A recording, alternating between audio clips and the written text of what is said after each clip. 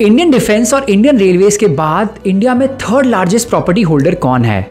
नहीं, आज अंबानी और अडानी की बात नहीं करेंगे, लेकिन फिर भी जल्दी से कमेंट में फटाफट बताओ कि कौन है इंडिया का third largest property holder. Indian defence और इंडियन रेलवेज के पास थर्ड लार्जेस्ट प्रॉपर्टी होल्डर है वक्फ बोर्ड।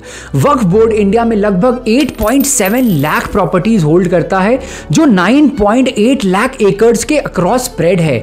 इन टोटल प्रॉपर्टीज की वैल्यू लगभग 1.2 लाख करोड़ है, यानी कि $15 billion worth of property. Undoubtedly बिना किसी शक के वक्फ बोर्ड इंडिया का वेल्थीएस्ट और बिगेस्ट लैंडलॉर्ड बन गया है। चलिए रैंकिंग समझ लेते हैं। फर्स्ट नंबर पर इंडियन डिफेंस, जिसके पास 17.9 लाख एकर्स ऑफ प्रॉपर्टीज हैं। सेकंड नंबर पर इंडियन रेलवे, जिसके पास लगभग 11.8 lakh acres worth of properties और लैंड है। थर्ड नंबर पर आता है वक्फ बोर्ड, जिसके पास 9.8 लाख एकर्स ऑफ प्रॉपर्टीज हैं। अब ये जो आप बिल ला रहे हैं, आप देश को बांटने का काम कर रहे हैं, जोड़ने का काम नहीं कर रहे हैं। दुनिया का सबसे पहला वक़फ़ खाने काबा मक्के में है, क्या हम उसके ऊपर भी सवाल उठाएंगे? आप सर्वोच्च न्यायालय के आदेश के बावजूद इसको हटाना चाहते हो? मान्यवर, ये सीधे सीधे कानून के खिलाफ वर्जी है।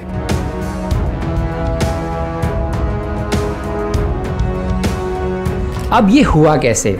ऐसा कैसे हो सकता है कि हिंदू रिलीजन डोमिनेंट वाला ये हमारा देश इंडिया, जहां हिंदू टेम्पल्स के पास लगभग 2 लाख एकड़ लैंड है और वक्फ बोर्ड के पास 9.8 लाख एकड़ ऑफ लैंड है, ये हुआ कैसे? सोचने पर आज मैं, आप, हर इंसान मजबूर हो गया है। इंडिया में हर स्टेट का अपना एक वक्फ बोर्ड है, और तो और वर्ल्ड में 30 ऐसे कंट्रीज है जहां पर वक्फ बोर्ड एग्जिस्ट करता है। लेकिन मुस्लिम मेजॉरिटी कंट्रीज जैसे इजिप्ट, इंडोनेशिया, सऊदी, यहाँ पर भी वक्फ बोर्ड के पास इतनी प्रॉपर्टीज नहीं है जितनी इंडिया में अकेले इन लोगों ने जमा कर ली है। ये हुआ कैसे? इसका पूरा रीजन इस वीडियो में मैं बताऊंगा कि कौन इसका जिम्मेदार है। लेकिन एक आवश्यक सूचना, यहाँ तक आए हो तो मैं गारंटी दे सकता हूँ कि कुछ नया जरूर जानने को मिलेगा। अगर इंटरेस्टिंग लग रहा है तो ये चैनल को फटाफट सब्सक्राइब करो, so that such videos can come to your feed automatically. चलो आगे बढ़ते हैं और जानते हैं कि वक्फ बोर्ड इंडिया में सबसे बड़ा लैंडलॉर्ड बना कैसे। अब आगे बढ़ने के पहले कुछ सेकंड्स वक्फ की हिस्ट्री के बारे में जान लेते हैं। Waqf refers to any property dedicated exclusively to religious and charitable purpose under Islamic law. India में हर स्टेट का अपना एक खुद का वक्फ बोर्ड है, लेकिन इंडिया में वक्फ बोर्ड को अनलिमिटेड पावर देने की जिम्मेदार सिर्फ और सिर्फ कांग्रेस गवर्नमेंट है और कोई भी नहीं है। आजादी के बाद 1954 में पहली बार वक्फ एक्ट पार्लियामेंट में पास हुआ था और 1993 में कांग्रेस गवर्नमेंट ने ही इस एक्ट को अमेंड करके वक्फ बोर्ड को थोड़ा थोड़ा पावर देना स्टार्ट कर दिया था। लेकिन 2013 में तो हद ही हो गई थी जब कांग्रेस ने फिर से इस बिल को अमेंड करके इस बार वक्फ बोर्ड को अनलिमिटेड पावर दे दिया था। ये अनलिमिटेड पावर है क्या? इस वीडियो में जरूर बताया जाएगा, एंड तक जरूर देखना।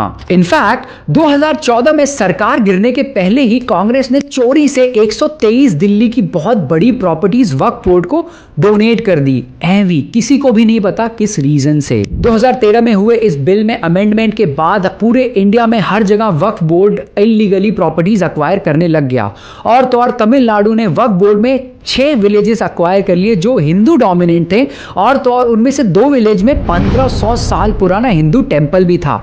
लेकिन वक्फ बोर्ड ने ये क्लेम कर लिया कि ये इस्लामिक प्रॉपर्टी है। 2013 में हुए इस अमेंडमेंट से वक्फ बोर्ड को अनलिमिटेड पावर तो मिल गई, लेकिन भैया ये अनलिमिटेड पावर है क्या?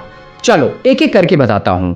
Section 3 of this new amended bill states that if Waqf board thinks that this property belongs to Muslim, then they can take that property from you. अब जरा ध्यान देना, सिर्फ वक्फ बोर्ड के सोच लेने से कि ये प्रॉपर्टी मुस्लिम को बिलोंग करती है, वो प्रॉपर्टी उनकी हो जाती है। आपकी खुद की बनाई प्रॉपर्टी, आप जिस घर में रह रहे हो, अगर वक्फ बोर्ड ने सोच लिया कि ये प्रॉपर्टी मुस्लिम को बिलोंग करती है तो वो आपसे ये छीन सकते हैं।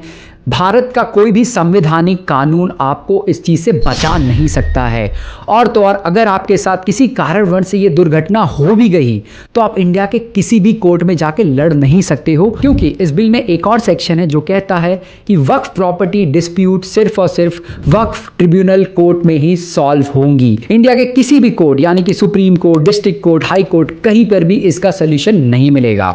Section 85 of this new amended bill states that if you can't satisfy Waqf tribunal court with legal proof that this is your property, not Waqf boards, then you will have to vacate the land. And the worst part is not even Supreme Court can reverse this decision.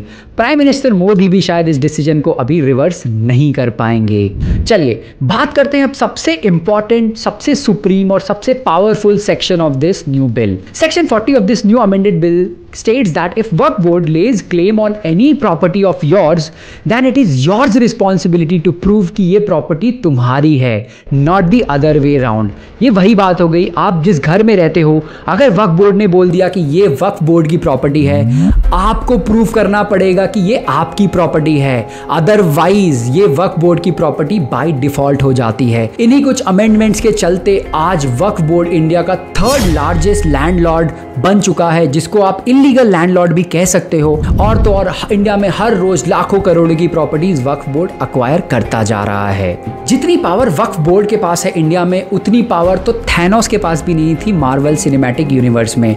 आज तक 50,000 से भी ज़्यादा case pending है वक्फ tribunal court में, जहां पर हिंदू, सिख, ईसाई लड़ रहे हैं कि ये मेरी प्रॉपर्टी है, इनलीगली क्लेम की गई है वक्फ बोर्ड द्वारा। और मैं गारंटी दे सकता हूं इसमें से 1% केस भी हिंदू, सिख, ईसाई के फेवर में नहीं जाने वाला है। आज तक तो ऐसा हुआ नहीं, लेकिन अब कुछ बदलने जा रहा है। अब की बार मोदी सरकार इस वक्फ एक्ट में बहुत सारे चेंजेस लेकर आ रही है। ये बदलाव इंडिया के लिए बहुत ज़्यादा ज़रूरी है, और तो और पूरे इंडिया में इसका बहुत बड़ा इम्पैक्ट भी होगा। ज़रा सोचो, आपकी, मेरी, आपके घर वालों की खून पसीने की कमाई कोई इलीगली एक दिन रातों रात लेकर चला जाए तो आपको कैसा लगेगा। और तो और आप लड़ भी नहीं सकती क्योंकि आपको संवैधानिक अधिकार ही नहीं है। इंसान तो बिल्कुल टूट ही जाएगा। लेकिन मोदी सरकार इंसान को टूटने नहीं देगी। वक्फ एक्ट की अमेंडमेंट की तैयारी हो चुकी है और लोकसभा में ये बिल ऑलरेडी टेबल हो रहा है। ये कुछ मेजर चेंजेस हम हिंदुस्तानी एक्सपेक्ट कर सकते हैं नए बिल के अमेंडमेंट में। पहला चेंज, हर वक्फ बोर्ड में अब मुस्लिम विमेन और नॉन मुस्लिम मेंबर भी प्रेजेंट होगा, so that they can cartel and contain the existing behaviour of Waqf board. दूसरा सबसे बड़ा चेंज, सेक्शन 3 को रिपील किया जा रहा है, यानी कि इस एक्ट से हटाया जा रहा है।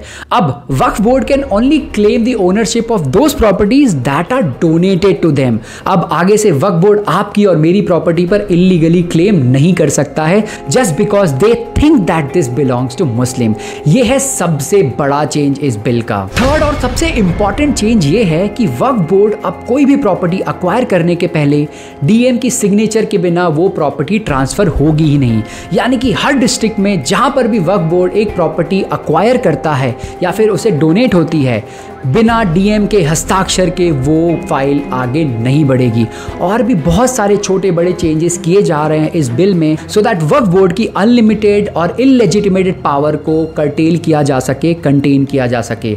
हैट्स ऑफ टू मोदी सरकार, जो कांग्रेस पिछले 70 साल में नहीं कर सकी, अब बीजेपी सरकार कुछ महीनों में कर दिखाएगी। Let's be fair, Muslims are no longer a minorities in India. In fact Hindu के बाद Muslims are the second biggest majority in India. Minorities का मतलब होता है 1 या 2% of the total population, but that's not the case here in India. I hope ये video में आपको कुछ नया जानने को ज़रूर मिला होगा। अगर आप ऐसे किसी व्यक्ति को जानते हो आपके दूर परिवार में, दोस्त में, जिनके साथ वक्फ बोर्ड ने ये नाइंसाफ़ी करी है, तो कमेंट करके ज़रूर बताइए कि आप ऐसे किसी व्यक्ति को जानते हो। मेरी पूरी सिंपैथी है उनके साथ, एंड आई होप ये नए अमेंडमेंट के साथ वक्फ बोर्ड की अनलिमिटेड पावर छीन ली जाएगी और वक्फ बोर्ड आगे किसी भी हिंदुस्तानी के साथ ये इर्रेस्पॉन्सिबल और इलेजिटिमेट हरकत नहीं कर पाएगा। अगर आपको ये वीडियो अच्छी लगी तो प्लीज़ सब्सक्राइब करिए, अपने फ्रेंड्स, फैमिली सबके साथ शेयर करिए। आई होप ये बदलाव जल्दी से जल्दी आ जाए, बिकॉज हिंदुस्तान को इसकी सख्त ज़रूरत है। Thank you so much.